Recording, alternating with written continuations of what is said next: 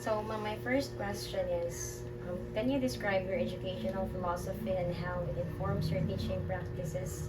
What are your core beliefs about how students learn best? Okay, so Grace, as a math teacher, my educational philosophy focuses on making mathematics engaging and meaningful to my students. Okay, and then my core beliefs about math learning are the following. First is I want my students to learn the concepts, not just memorizing, especially the use of the formulas, okay, and also in problem solving. And also, I also believe that students learn best when there is an active learning. Exactly. Yes. And during those activities, they are actively engaged, and also the activities provided to them are relevant to real world application. Yes, it's very important sa mood ng math Yes. jud mo. Yes, Dai. So second is, how do you incorporate diverse learning styles and needs into your classroom? Provide specific examples of how you cater to students with varying abilities and backgrounds. Okay, so in mathematics, in teaching mathematics, it is really challenging. Super. Yes, dahil samot na karon no, many students are having difficulty Yeah, very kuha na sila. naagian po sa pandemic. And then, now, if we are going to cater those students with diverse learning styles, the following uh, have been applied to my class. Okay, so I am using diagrams, concept maps to illustrate abstract concepts.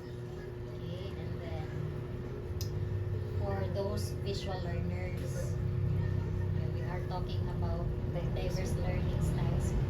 And for the auditory learners, of course, there will be oral participation during math discussions, interactive discussion, and then there's also peer collaboration, group works, and sometimes I also provided them hands-on activities using physical objects, statistics, we have those probabilities, finding probabilities. Tatangkohin. Yes, and then katupong sa geometry na po na no, katong mag-measuring, gamit kita actual measuring measuring tools. Okay. So, how do you foster a positive and inclusive learning environment that encourages students' participation and collaboration? What strategies do you use to build rapport with your students and create a sense of community? Okay, so positive and inclusive learning environment that will encourage students to participate and collaborate. So there are many strategies that to be used. Now in my class, the following are used or applied. Okay, so first, to encourage my students participate in my class, we have what we call a math rule. Okay, it means what's my math rule? It means mistakes allow thinking to happen. Yeah. Nice So, one. yeah, so students will really have, maybe they will get an idea nga, it's okay to get a mistake eh. Akong pa nag-mention nila nga, it's okay to have a mistake at first attempt na to, no? Kay, We can learn from it. yeah, maka-learn, magindaan, nagikan sa pang mistake na. Huwag Yes. na siya, first po na to nga, first step in learning. Yeah. Okay? So, mo na siya. Then, next food is, I always apply group activities. Medyo nagkamot ako. Yes. In mathematics, first kay, ako pang mo discuss, no, to give them the steps on how to solve that problem. And then after that, we together, with their classmates, group work na, with different activities or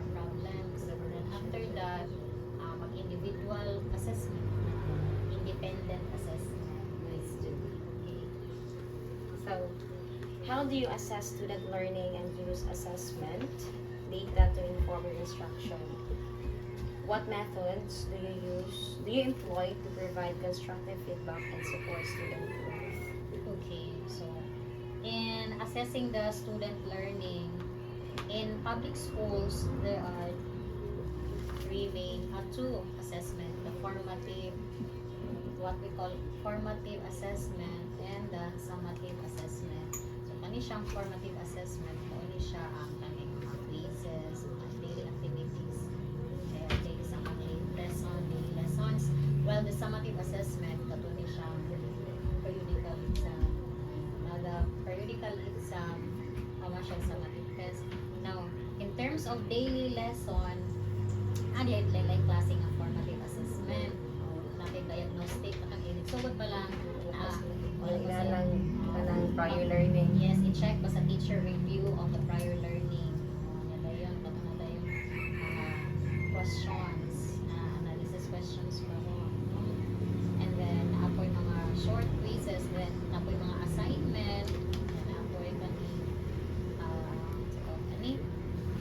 short lang questions to check their understanding of the lesson or your knowledge. So, can you describe a time when you had to adapt your teaching approach to meet the unique needs of a student or group students? What challenges did you face and how did you overcome them? Okay, so there are a lot of times I have encountered different challenges when teaching mathematics. Full demo. I'll just give one example. Okay, so this example, this instance happened in my grade 11 math class. Okay, so our this topic is on solving rational equation. Okay. So, isag nituluan na nako sila the steps on how to solve that rational equation. Naghapoy error di kakuha in getting the solution. Mo na most nga kanang problema sa mga math teacher. Yes, Student di ka kuha okay. Because their lack of the skill of the foundational algebra skills. So if a student kulangan siya og foundation rational, nag-involve in fraction. So ang student wala siya mastery or retention atong skill para sa fraction. So in solving na mo diha gid sila mag-solve. Atong what I did to overcome that, review ko balik sa fraction. Nakita lang mas basic, mas ayun, mas madaling masalta na yan. Yes, guys. So, i-review ko na po ito sa pag-simplify sa fraction, how to find the LCD, Pwede po sa sugod yung elementary. yes, guys. Naman ko yung lain yung steps. So, kato pong cross multiplication, saon siya, i-apply, kanus ay apply ang cross multiplication.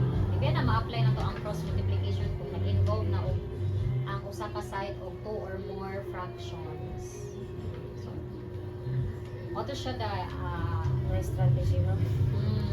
pinahanglan yun og review kunya i-enhance to ilang foundation. So let's proceed to our community societal connection or relationship. Okay. First question lang is, describe your involvement with the local community outside of school. How do you connect your teaching practices with the community's needs and resources? Okay, so involvement as a teacher to the local community outside of school. So in this particular scenario, ma-involve me kay kaning mga feeding program by the kaning program ni Rob, sa atong provincial capital, naman ang feeding program. Kung di na participate sa classroom niya mo mutapod ni sa ako ang mga parents to help us. Kaya sila dapat mag-prepare sa food.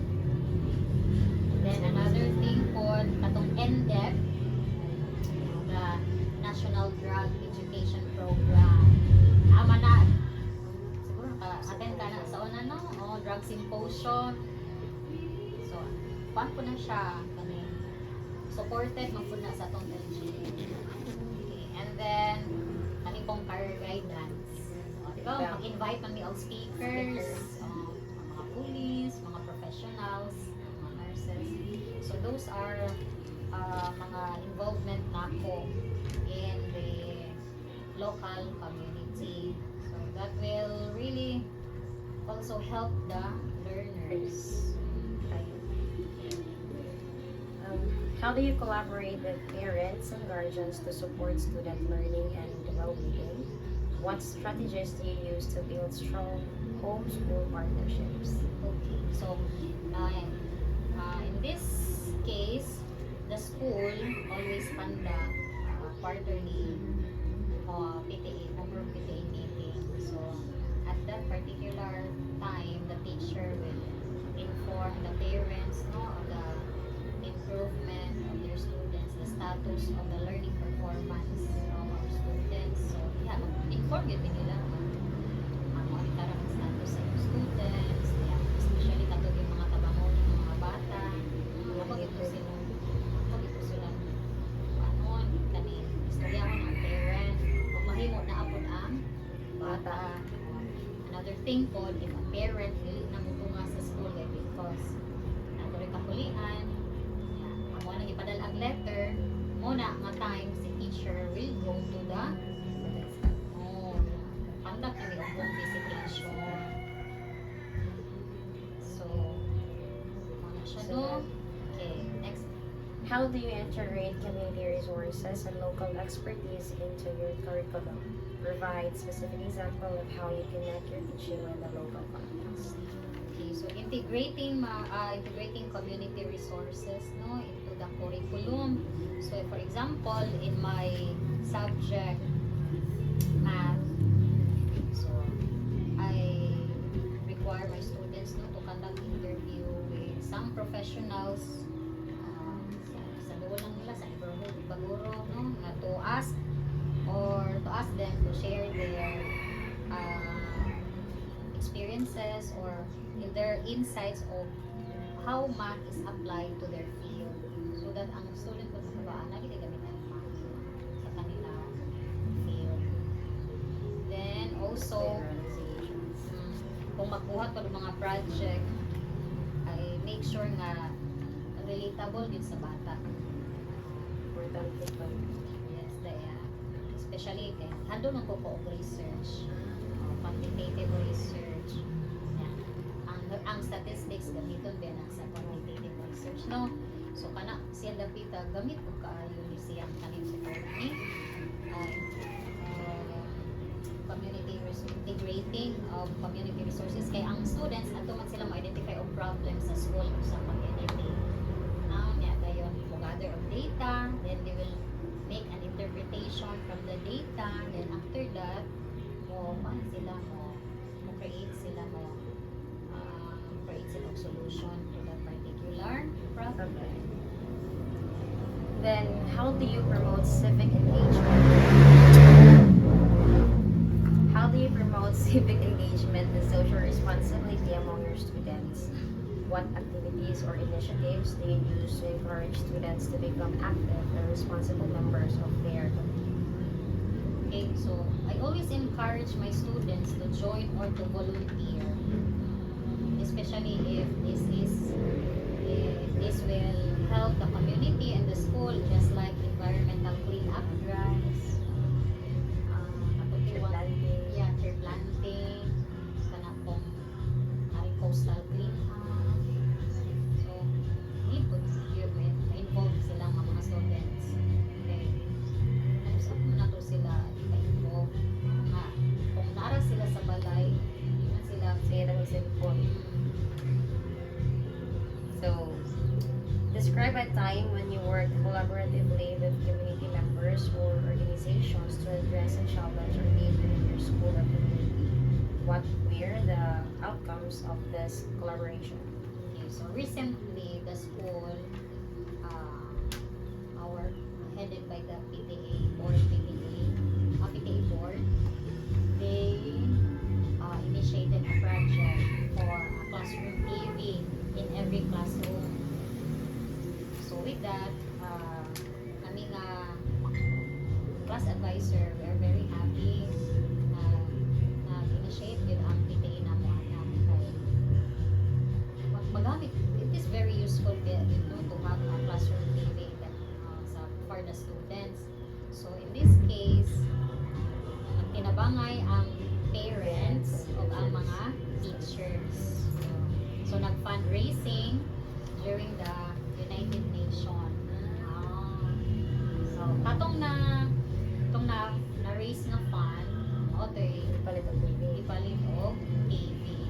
So, So, so the outcome for that is na palitan og TV kada classroom then katong ubang classroom nga murag gamay ra og na kulangan ang fund si teacher hatag ko para madungagan o mapalit na yun ang TV o paggamit na sa mga students. Kay need naman yun ang yeah, as a teacher po before nga wala kay TV, malangan yun ang delivery of the lesson. Then, if I compare now nga naa na may TV, mas fast dali na siya. slideshow na lang. Nga mas, ang bata po maka-visualize na yun, ay makita. Kesa sa blackboard lang. Tabi na. So, proceed na to sa addressing the diversity of learners. First question, how do you differentiate instruction to meet the diverse learning needs of students in your classroom? Considering varying learning styles, abilities, and cultural backgrounds, provide specific examples of differentiation activities. Okay, so differentiating instruction. Okay, kini number 1, ako ang gibuhat sa akong klase is flexible grouping and peer learning. So, ang bata nga tabangonon, ako sila i-grupo with mga kamaog yun. Okay? At least kato sila nga mga kamaog yun, maka-help po sila ha. Nga dili po siya na hassle, murag burden na sa akong partner kasi sa untong dili mga mga Then, another thing po is usay mag-provide ko nila o kana mga project. Kung maglisod itaw sila nga mami wala mi kita afford aning ko pwede mag-alternative lang yung ma'am ano mo tagaan ko din sila option code kay dili kita ng bata maka-afford. So, kung na ilang background ko yan in terms of financial, dili kita ng bata capable.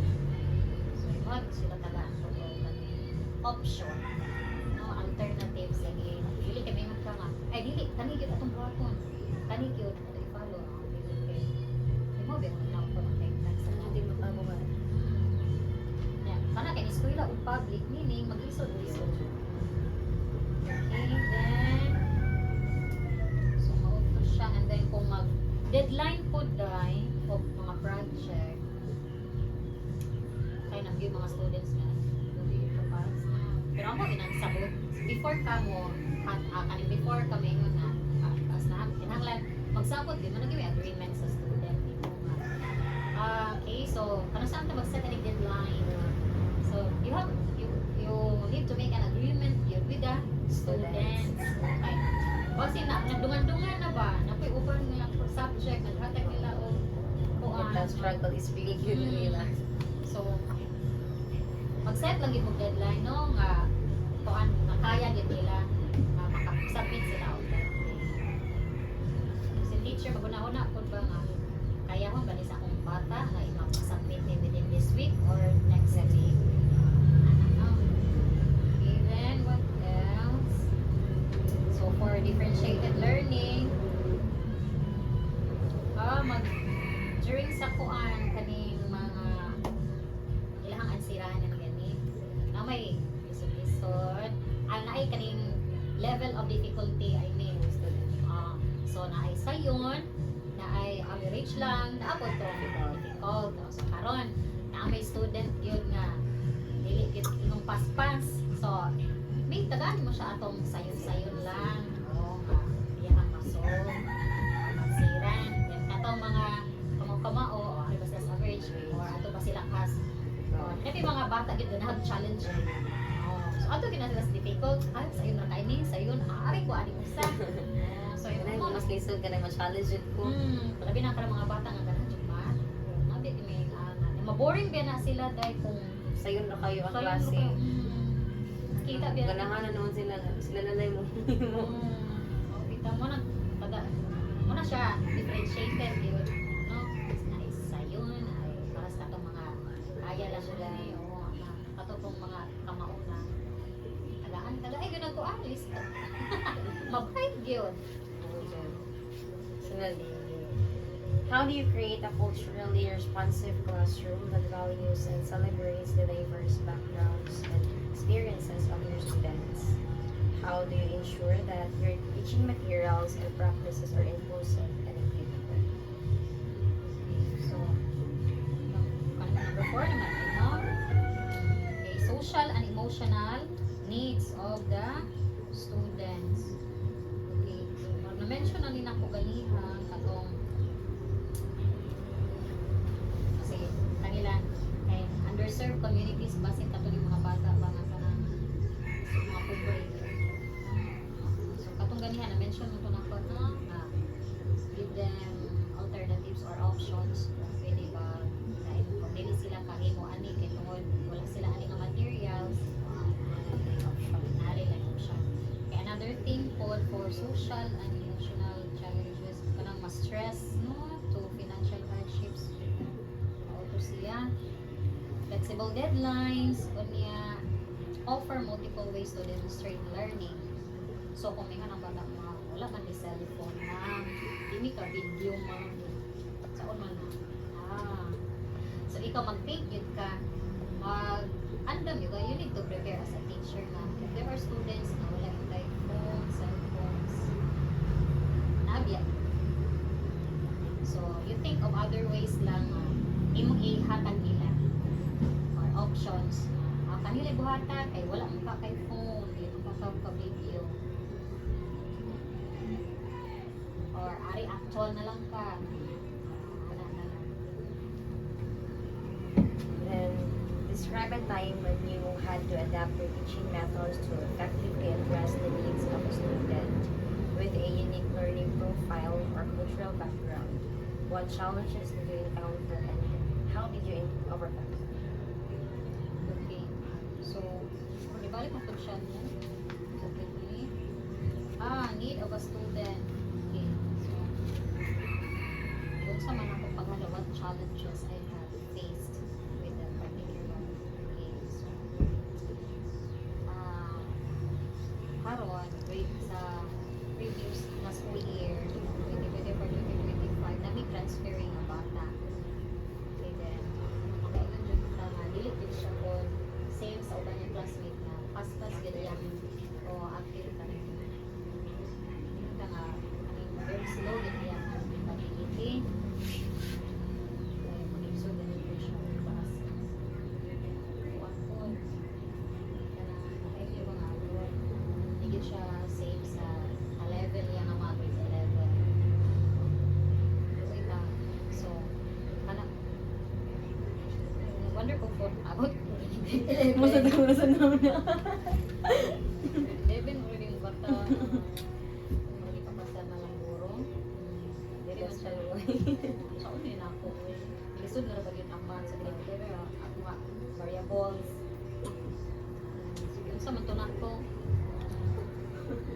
basic lang din ang litudlo para niya dahil ay yung mga lisod itong nako ipugos ihag yung ansira Sabi ko siya. pero meron bagay na huwag yung absent yeah hindi mo papasar Bawi na yung tesis attendance. nakapasar mo itong sig absent Oo, dyan.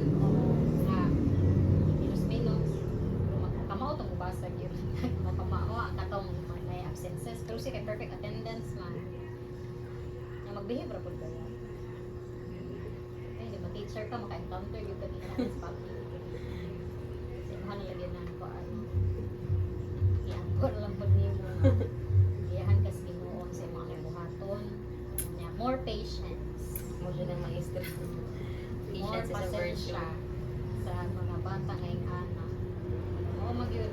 Unang ka change niya. Ano nang diya pong capability niya. Isod man yun pero kuan na lang. Pero sa maka-answer biya siya, maka-reason out siya. Pero kana lagi yung mga solving nga hindi sud na kaya. Kaya. Okay.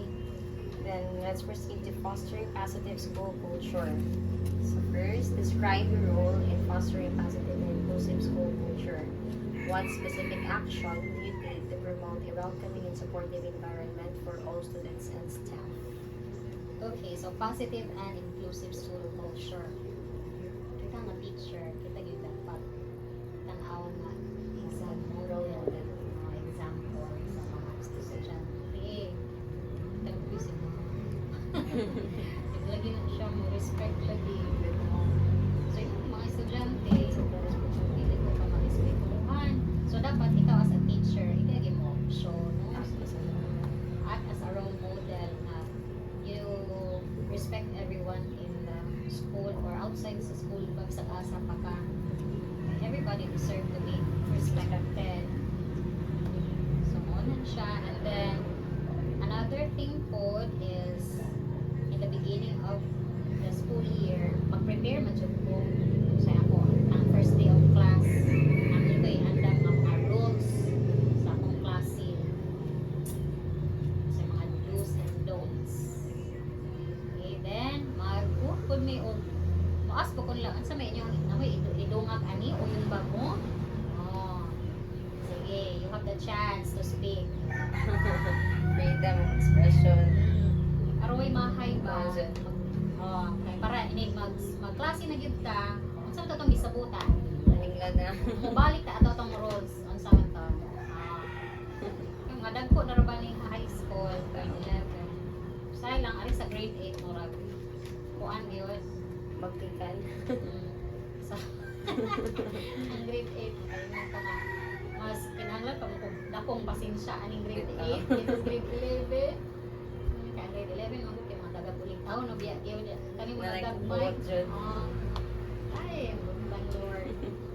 Wala more patience gyud ko sa grade 8 compared to grade 11. So how do you contribute to building strong relationships among students, staff, and the wider school community? What strategies do you use to enhance communication and collaboration? Okay, so kani siya ang parents manggod every quarter yun na mo tawgon kay every quarter man may mag-distribute og card o magpa-meeting magpatawag lang yun yung parent kung naa nagibata nga nabanguno na yun kaya sige absent wala itong ato mas klase yung sa namimita ko sa bata so na during po anang meeting na mo mag-inform kami sa parents no then sila po sa mga mga questions ako yung feedback na mo kamuta na ba yung sa bata okay na siya time yun nga maka-follow up sila mga anak then also ako po nang during sa meeting kay class advisor man ko ako po nang ingon ang mga parents na mayroon lang po monitor sa inyong mga anak kung nagbuhat mo ba na sila ang mga projects, assignments, homework kinahanglan ko biya sa mga dagpo-dagpo na kinahanglan biya ko ng imong reminder kaya usay dili sila ka mo manage sa ilang time May cellphone. Gabot sa classroom, uy, karon pa nagbuhat ng assignment. Uy, nangalit naman po. Ano nga late Teenager man? na. Yan, kinahanglan biya sa ako abiyang klase kay first period, sa class advisor man ko. Matunga mo nga wala pa basta itong klase, kay maglimpyo pa man ta. Wala biya tay janitor diri isuula. So, you need to cooperate, to maintain the cleanliness of our classroom. Lain kung kayo ako rin yung palimpyuhon. Dumlin. Kumana man po ana, sa estudyante pa ko, di ka po na po. So, mauna siya, munang, ang parent po, kinahanglan aware po ana. May muhang mga rules o policy sa classroom. Para di po sila may buong, ano po paggamit ng cellphone. Allowed man ang paggamit ng cellphone, pero parang school year nga umaabot, murag mingon lagi ko sa parents nga okay ra magkag-cellphone yung mga anak pero igsoon sa klase ako na nang paon nga makuha na nila ini alas 5 na mayo pang mauli nila kay ini during sa break time or snacks lunch break cellphone may di pang agupang hindi ko pagpaplo kaya umabikan ko sila wala ga cellphone gyapon maagi ko sa classroom pakita sa mga bata wala may Pwede bro. oo di na magtuon magsige na lang tuklok sa cellphone mo nang usa na nako kana siya nga kuan na rule or policy mo na akong kuan establish na ko ubo karong school year kay grabe ang impact sa cellphone sa mga bata ano ang uban kay kung mag-assignment mag-cellphone kana kaning your own idea lang ba Search. search raman ritso Dependent na siya guys sa Google. yung kapangutan mo unsa may meaning ana ikaw nga teacher ko ikaw baka ni aning word ni imitabi or yang ibutang gisawat dira diya ka bagid ka ni so meaning depend on overly dependent na gyud unya sa ilang pagka-dependent wala sila learning nga na So, yun ka. So, How do you address instances of bullying, harassment, or discrimination within the school environment? What measures do you take to prevent such incidents and create a safe and respectful learning space for everyone?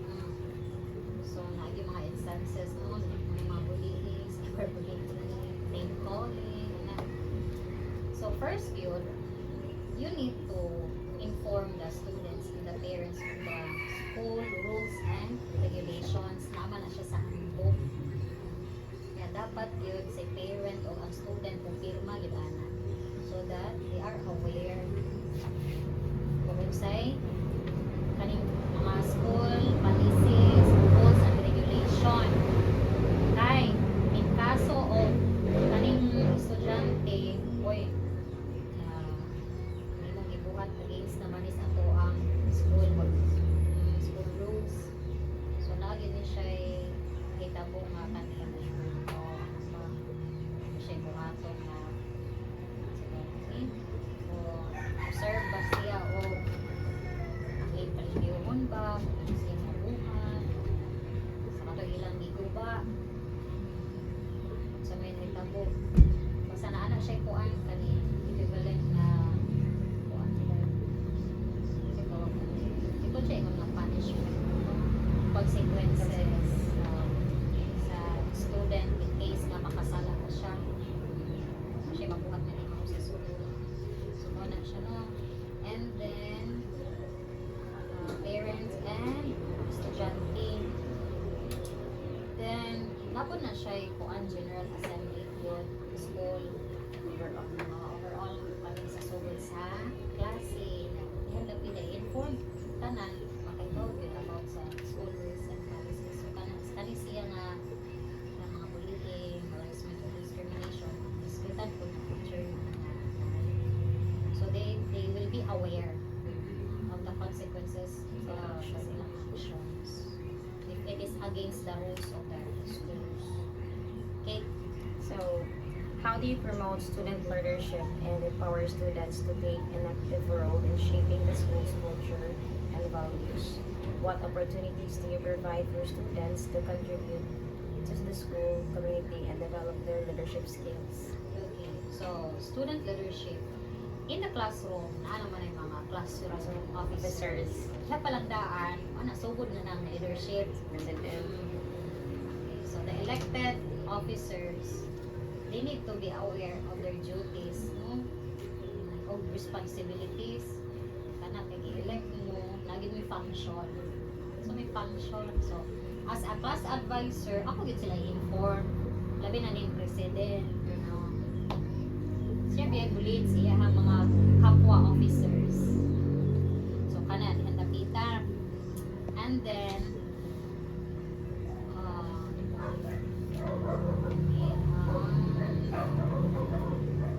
kung naani mga activities sa classroom di ba naman yung mga monthly activities sa school so mo kung yun ko kani makitabi yun ko nila sa ako ang mga officers so may ato ang maayo po ato ani mag-assign ta mag-planning yun unya I'll give them the chance to lead the planning. Diba, ma-develop nila ha? Leadership Leadership. skills. Kay, di man ko ganan nga magsalig lang po sila na ako. Okay, dili ko ma-develop nila ang leadership skills. So, they will also realize na, oh yes, makasabot. So, ang ending, o nito kaya ang result kay sila man, niya, nitabang, na, namuhan po sila, nag-encourage po sila mga kauban na mutabang. Para na mag-feeding ni. Kinsa mo dala, kinsa may lutuon. Nara ko dira sa dapli, maminaw nila o kanin mo kuan ra pod. Guide nila. Oo. Nana po tilang activity. Kinsa may atong representative sa poster, slogan. Natin Mr. and Miss. Kinsa may representative. Active ba kayo na student ni Nana? So mo na siya guys. Kinahanglan yun. Tagaan sila opportunities. Nga sila mismo maoy mo lead. As a teacher, mo guide lang ka. So, last, organizational leadership and professional development. First question, describe your experience with leading or participating in school-wide initiatives or projects. What leadership roles have you held, and what contributions have you made to improve the school's effectiveness? Okay, first is siyang school feeding and wellness program. So, as a teacher and a class advisor, tap ko sa mga parents sa meeting. I need parents to assist to help me in preparing the foods. So, then another thing po, sa buhato na mga activities sa school, you can drive me. Mangit ko sa mga parents na sa manili mga help. Okay. Minhanglan biya ni utan ng sako, sulat sa mga basura. Minhanglan biya upo ng silhig. Kaya ang silhig, mahurot, manusahe, kuan, kaya ikadugay, malata biya siya. So, dili kaya ma-shoulder po tanan sa teacher or sa school. Then,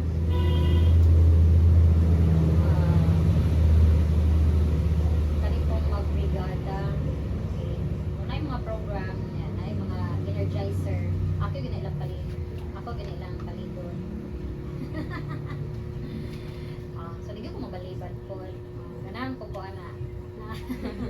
So, if you are given a chance na to do this part, na yung mga school activities, buhaton din mo as a teacher po, especially kung kaya nimo. Like, it will help you also to develop your skills. Develop po din sa inyong skills. Then, matabang, what po na nimo as being part of the school, that is also your contribution, for the success of the activities. At the end, kung nagtinabangay, ang nindot kaya out lang. So, how do you stay current with best practices in education and incorporate new knowledge and skills into your teaching?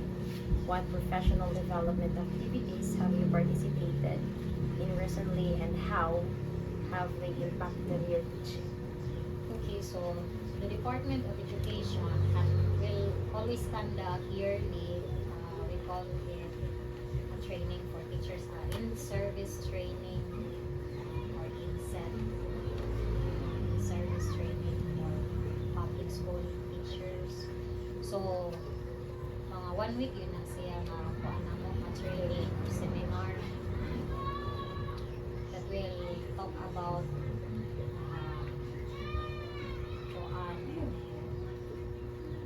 delivery of lesson, pedagogy, and then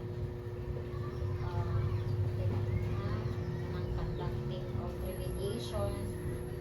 Then another thing po ako say kay ano ko mag tanong ko sa cellphone na ako na mga kaning sa social sa Facebook kaning ako sila yung mga seminar katong sa GBM sa Bukong Way Brothers Foundation yeah ma-relate ganun ganahan ko mo abilaan na harim na sa weekend nila kandag so mga 2 hours so mino ko ano mga training For apply pa rin sa mga students. it will enhance your learning o kaning skills as a teacher na magamit niyo sa inyong delivery of lessons. Then what else? So recently, ako ang attenan na training is katong math remediation for struggling learners. So it actually na-help na po yun in terms of giving remediation para sa mga bata na naglisod sa math. So, sagaan pa gid sila o kaning enough time. So, 1 hour man ang klase no. Lagi bata nga after 1 hour labi na math kaning gamay siya o score or Sumunod sa sakaan nyo, nag-uping subjects. nagag subjects pero like so kaning saan man na sila nga makamao sila sa lesson mo na yan ang musod ang communication so saan pagkanda kung mo to na learn sa kuan sa sa training and admin professional development so there are strategies or techniques nga na-learn ako nga para ako ang i-apply ato nila so, para maka-learn din sila sa So how do you collaborate with colleagues to share best practices and support each other's professional growth? Describe your involvement in mentoring, peer observation, or other collaborative professional development activities. Okay, so first, with my colleagues, na aming gitawag o LAC session, Learning Action Self. So, abot niya ng mga teachers.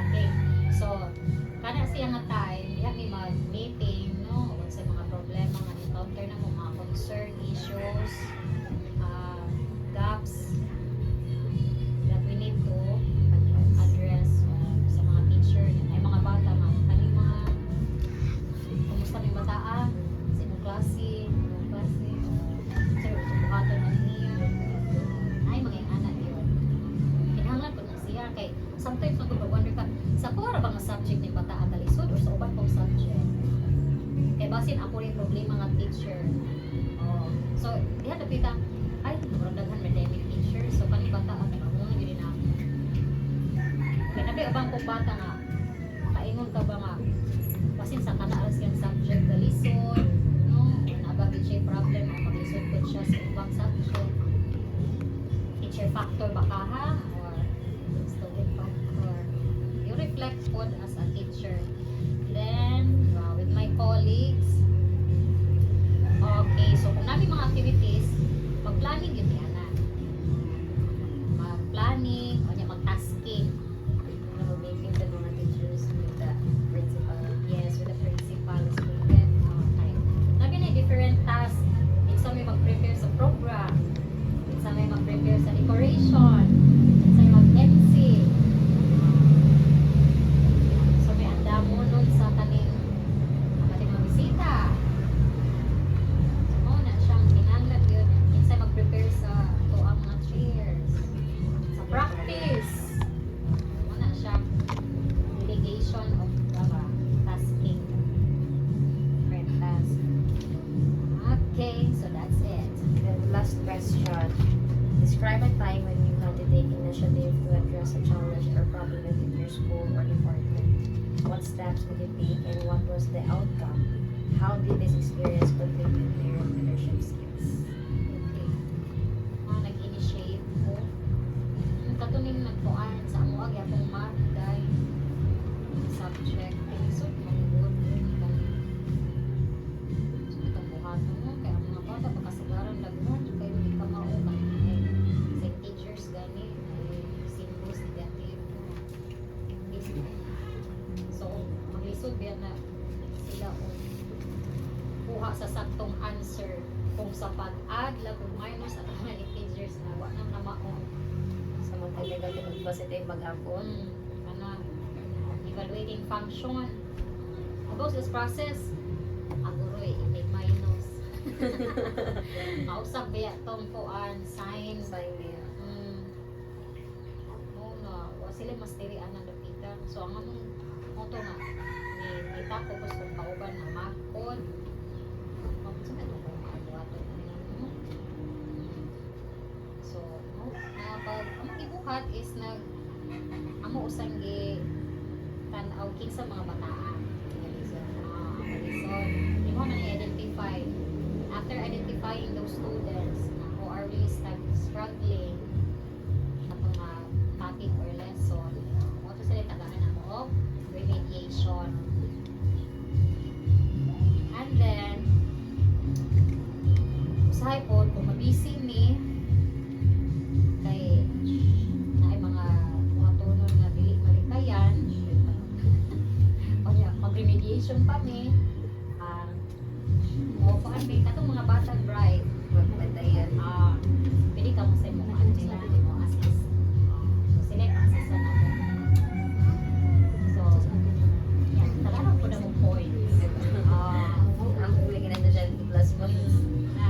usay ba no ang students po dahil kung ang ilang kauban o itutulog nila mas many times na mas makasagot sila Ganahan sa Oo, sila. ganahan sila. Attentive sila. okay kasi murag hanap sila sa teacher no Sa mga teacher terror.